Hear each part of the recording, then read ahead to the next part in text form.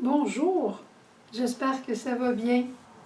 Toujours heureuse de te retrouver pour partager ce moment avec toi. Moment qui tourne autour de la parole et des fois qui nous amène un petit peu plus loin que la parole. Aujourd'hui, on en arrive dans les dernières portions du grand discours de Jésus sur la montagne. Et en lisant les premières lignes, ne donnez pas aux chiens ce qui est sacré, demandez, on vous donnera, cherchez, vous trouverez, entrez par la porte étroite. Tout ça me faisait penser à des maximes. On a dans le livre des Proverbes aussi beaucoup de maximes comme ça. Et c'était une manière de parler du peuple juif pendant ce temps-là. Ça m'a rappelé beaucoup mon propre papa. Mon papa parlait comme ça. Il parlait beaucoup avec des maximes. Et comme c'était la fête des pères dimanche, j'ai pensé te partager l'héritage que j'ai reçu de lui. J'ai eu une maman merveilleuse. Un jour, peut-être, je t'en parlerai, mais je voulais te parler aujourd'hui de mon papa. Et si je t'en parle, ce n'est pas comme pour faire une apologétique de mon père, ou de faire un témoignage extraordinaire de mon papa, sinon que de te renvoyer toi-même pour aller chercher dans ta vie d'enfant, qu'est-ce qu'il y a eu de beau avec ton papa. Il peut avoir eu des choses de travers, comme dans la mienne, comme dans toutes les vies. Mais plusieurs, nos papas sont rendus chez le bon Dieu. Et le bon Dieu s'est occupé de tout ça. Ce qui nous reste à demander, c'est les guérisons, si on en a encore besoin. Puis tout à l'heure, quand on ira à la chapelle, on les demandera, ces guérisons-là. Mais il y a aussi tout le beau qu'ils nous ont donné, tout ce qui nous a marqué, qui nous a façonné. Et c'est de ça que j'aimerais aujourd'hui faire éloge. Mon papa disait souvent, comme une de ses maximes, « L'homme propose et Dieu dispose ». Mes parents voulaient avoir une grande famille. Malheureusement, ils ont perdu 3 enfants après avoir eu mon frère qui avait un problème de santé. Et alors, ils ont décidé de m'adopter. Et je dois te dire que mes parents étaient anglophones et je les trouvais très chics. Ils ont toujours été très chics. Et on a été élevés d'une manière un peu britannique. Alors, ça te donne l'idée de ce que ça veut dire. Mais mon papa, là, je dois dire que je le trouvais tellement beau. Je l'ai toujours trouvé beau. Jeune, je le trouvais beau. Plus vieille, je le trouvais encore beau. Et dans les dernières années de sa vie, je trouvais encore qu'il était beau. Quand j'étais enfant, il jouait beaucoup avec moi. Il passait beaucoup de temps avec moi.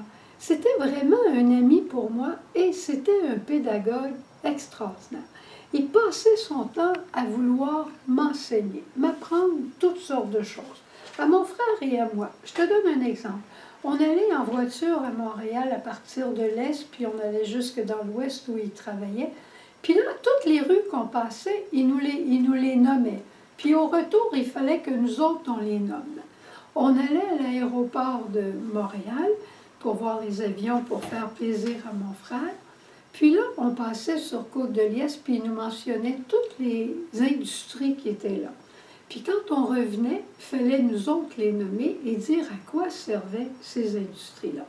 Tout ça pour te dire, il voulait tellement nous enseigner.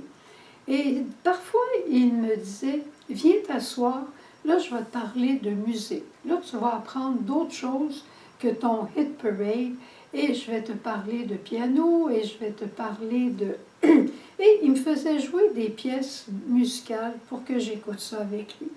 J'allais prendre des marches avec lui le dimanche soir. Et là, il m'instruisait sur la vie, comme il disait. Il me demandait qu'est-ce que je voulais faire plus tard, puis là, il me parlait des différentes professions. Puis, tu comprends? C'était quelqu'un qui était très précieux pour moi. Je me souviens qu'une année, j'ai décidé pendant le temps du carême d'aller à la messe à tous les jours. Mais c'était tôt le matin, alors, puis il faisait encore noir. Alors, j'ai dit à papa, « Papa, est-ce que vous viendriez avec moi tous les jours à la messe? » Papa m'a regardé puis a dit, « Oui, pour cette année. » mais je ne ferai pas ça tous les ans. Mais cette année-là, il est venu tous les matins avec moi. C'était comme le mois de Marie. Le mois de Marie, je le gagnais souvent pour venir avec moi. Il nous a aussi appris beaucoup de principes de charité, des petites choses toutes simples. Quand tu te rappelleras toi aussi de ton papa, peut-être que tu retrouveras ces choses-là. Quand on parlait des fois contre un ou contre l'autre, il disait, est-ce que tu dirais ces choses-là si la personne était là? Ou bien il disait, si tu n'as rien de bon à dire, ne dis absolument rien. Des petites choses comme ça, mais qui redisaient souvent et qui nous rentraient dans le cœur.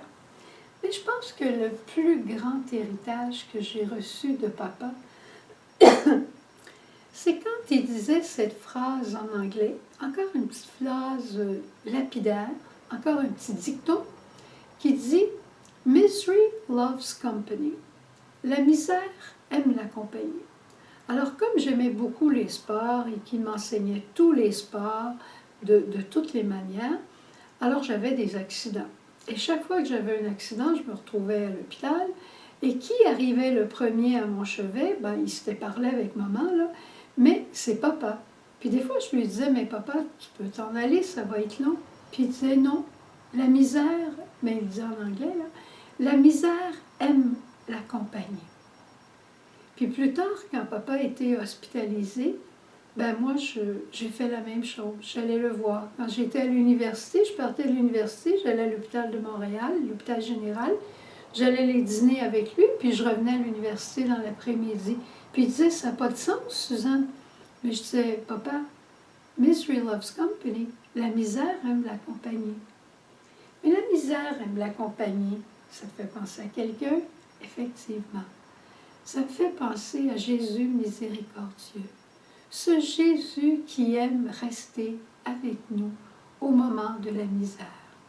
Au moment où on a le plus mal, Jésus est toujours avec nous. Au pied de la croix, Marie, Mère de miséricorde, était là avec Jésus. Alors, je t'invite toi aussi à retourner dans ton passé et à regarder peut-être une chose qu'il y a eu de manifeste dans ta vie d'enfant avec ton papa. Et aujourd'hui, je sais qu'il est auprès de Dieu et il prie encore pour moi. J'entends souvent encore ces petites choses qu'il me disait. Ne remets pas à demain ce que tu peux faire aujourd'hui. Puis, il m'a appris à travailler, à gagner mon pain. Quand c'était une fête, il me disait, Suzanne, il faut que tu travailles un petit peu plus là.